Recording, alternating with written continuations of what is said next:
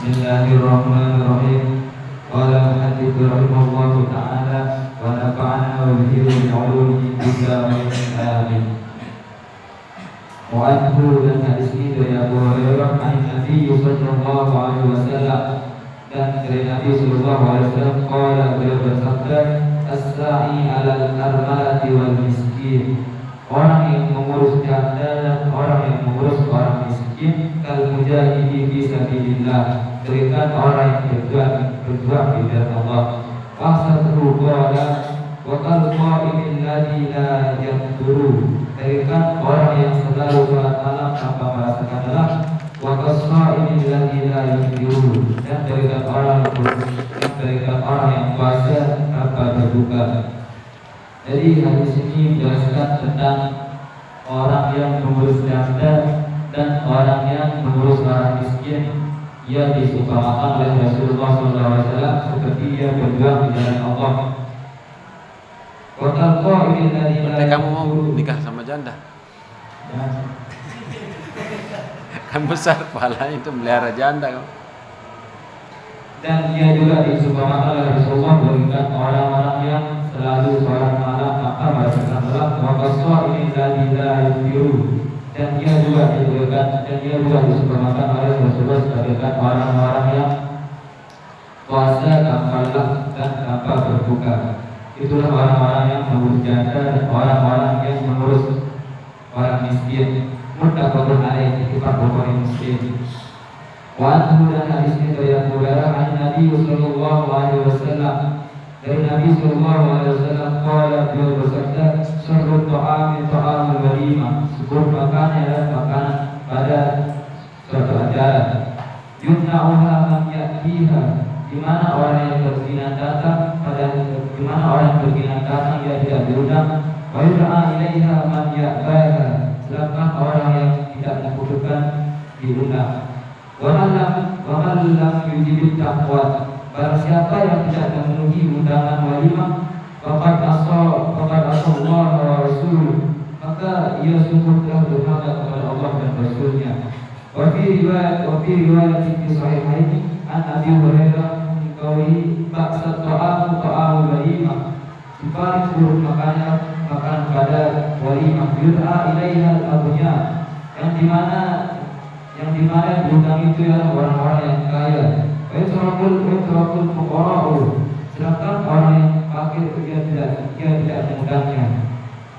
Maksud dari sini ialah tentang bahwasanya seburuk-buruk makanan ya makanan walimah atau makanan pada acara yang dimana orang tersebut itu mengundang orang yang tidak berbuka seperti orang-orang kaya. Sedangkan orang yang berkeinginan datang pada acara itu dia tidak diundang seperti orang-orang miskin atau orang fakir. Rawi Muslim. Wa Anas radhiyallahu anhu, dan hadis ini dari Anas radhiyallahu anhu, berbunyi Nabi sallallahu alaihi wasallam, dari Nabi sallallahu alaihi wasallam qala, beliau bersabda, man ala ja'iyataini, barang siapa yang mengasuh dua anak wanita hatta tablugha yaumul qiyamah, sampai dia besar pada hari kiamat, ana wa huwa kahataini, aku bersama orang itu seperti dua jari ini. Wadana asabi'ahu, beliau menempelkan dua jarinya, beliau pun menempelkan dua jarinya seperti ini. Ini adalah ini. Ini adalah contoh. Kenapa kamu tahu? Wa Aisyah radhiyallahu anha, dan hadis ini dari Aisyah radhiyallahu anha berbeda qala, beliau berkata, dapat alaiya ma'atu wa ma'aha datang ilaha, telah masuk atasku oleh perempuan dan bersama kedua anaknya, tas'alu falam tajid indi syai'an, ia meminta kepadaku maka aku pun tidak punya apa-apa di sisiku. Bayratan mawatin wahidatin, selain satu biji kurma. Fa'aituha iyyaha, maka aku berikan kepada seorang perempuan itu. Fa'asamatha baina banataha, maka ia membagikan di antara dua anaknya. Walam ta'kul minha, dan dia sendiri tidak memakan apa yang diberikan oleh istri tadi. Kemudian perempuan itu berdiri lalu dia pergi. Pada kala Nabi sallallahu alaihi wasallam alaina, maka Nabi pun masuk atas kami.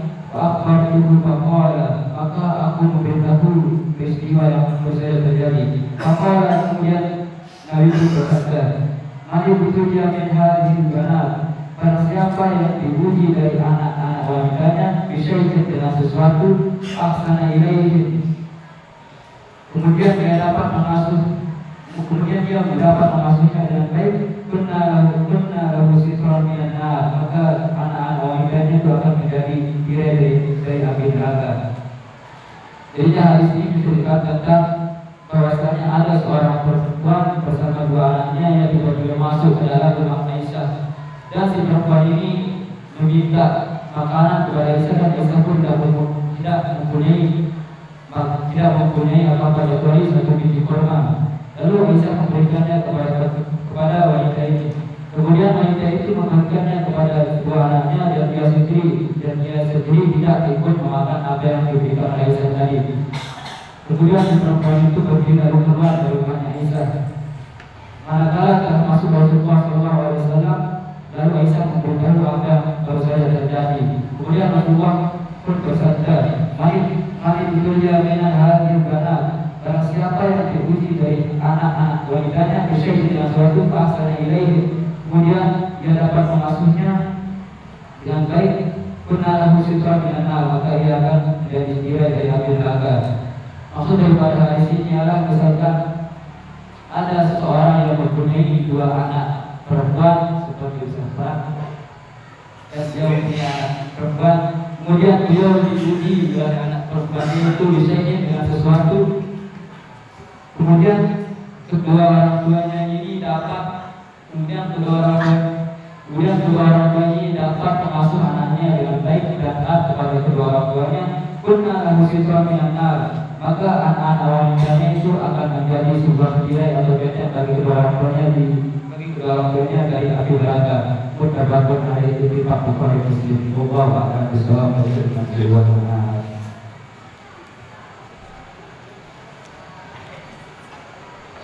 Terus berat siapa komandannya?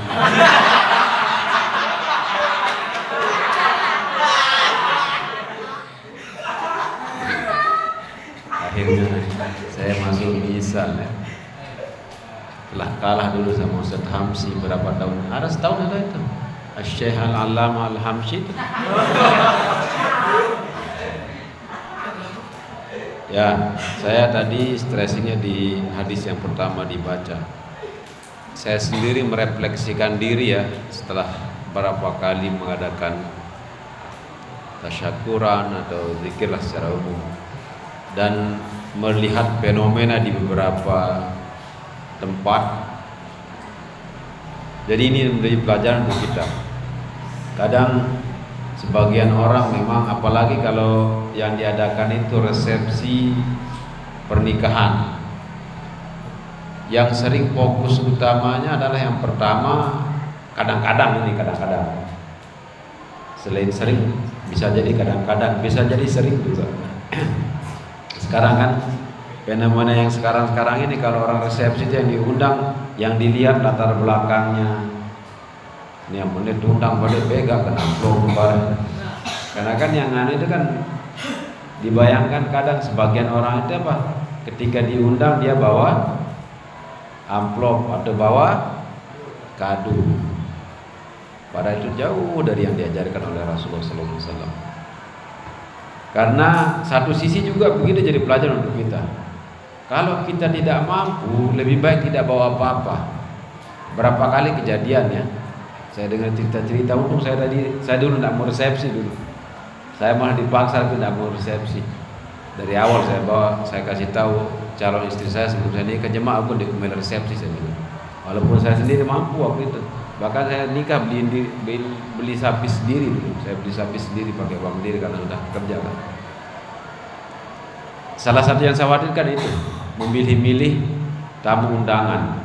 Ini juga sering terjadi sama yang saya ulang apa yang saya cerita tadi itu. Kadang-kadang orang saking takutnya kelihatan tidak bawa apa-apa, dia bawa amplop isinya cuma 2.000, kadang 5.000 ditaruhkan. Kadang amplop saja isinya kosong. Yang penting ada yang dimasukkan, yang disemal barang. Lebih baik tidak memasukkan ketimbang artinya kita berbohong gitu. Nah, jadi memang dua itu ya yang bisa makanan itu menjadi makanan yang sangat buruk ketika dihidangkan hanya kepada orang-orang kaya saja. Dan nanti kadang-kadang tetangganya yang miskin tadi pesila. Nah, ini refleksi untuk diri kita, ya. Kejadian sering juga di Maulid itu kadang-kadang. Ketika mengundang dipilih yang apa? Teman-teman dekat yang kira-kira bisa membawa bandaran yang banyak. Kadang ibu-ibu juga itu dibuat kadang. Apa? Jadi gosip jalan-jalan. Entah dia menjadi orang yang diundang atau ketika pulang dari kondangan. Maksudnya begini, ibu-ibu itu bisa menjadi bahan tertawaan nanti oleh si pemilik acara itu ketika isi kalau yang bawa baskom. Makanya saya sendiri kadang males ya kalau acara undang ibu-ibu itu karena jadi gosip serba salah itu. Misalnya diundang nanti, terus isi berkaca dikit tahu. Jemput, kenapa jangan? Ini pulang-pulang saling gituin dia. Seolah-olah dia juga pergi itu untuk mengharap sesuatu dari Allah. Padahal sekarang itu saling ikhlas. Kebalikan juga nanti ketika yang bawa itu isinya cuma dua gula. Coba nih Bang, ini lah bandaran nih. Marah dulu isi gula coba. Sedikit itu lah nasuan gitu. Nanti kan tidak boleh seperti itu. Ini yang sering terjadi di masyarakat kita rata-rata itu yang tidak boleh sebenarnya. Nanti ketika berbeda dengan orang lain caranya itu yang dihina-hina. Misal, karena kita kan padahal bertetangga ya. Midang dengan kebun ini kan bertetangga. Itu caranya berbeda-beda dan tidak boleh saling hina harusnya. Di Midang satu dulang itu untuk berapa? Untuk berapa? Tidak pernah lihat? Romi tidak pernah lihat. Satu dulang untuk 3 orang. Karena bahasa kita maghrib. Kalau di Kebun Indah satu dulang untuk 2. Kalau Tanggul malah 1. Tanggul 1. Nah itu memang kalau di sini kita diajarkan takzim pada guru-guru kita. Tapi saya ingat sekali dulu perkataan mertua saya Kang Rupaidi. Kalau beliau sendiri tidak setuju dengan cara seperti itu. Ya, bon suku kita ini kan pendapat beliau. Kita terlalu beda-beda yang ini tidak menurut. Makanya di bidang sampai sekarang tetap 2 dia rata-rata kalau di bidang. Kecuali kalau maulid lain kan. Kalau zikir-zikir umum 1 orang guru 2. Guru-guru kita di sini bukan bermaksud membeda-bedakan diri. Maksudnya pasti apa? Untuk mentakzimi ilmu dari guru yang di Pesila itu maksudnya. Bukan pasti tidak sama sekali bukan bermaksud untuk apa menyusahin orang, apalagi makan beliau kadang-kadang tidak makan, dia makan melihat tauhid hampir setiap itu tidak pernah dulangnya sampai di rumah. Ini juang nih, paling yang dekat di luar, ini juang nih, juang kompor nih. Apalagi kalau di sekitar sini di mana-mana itu rata-rata.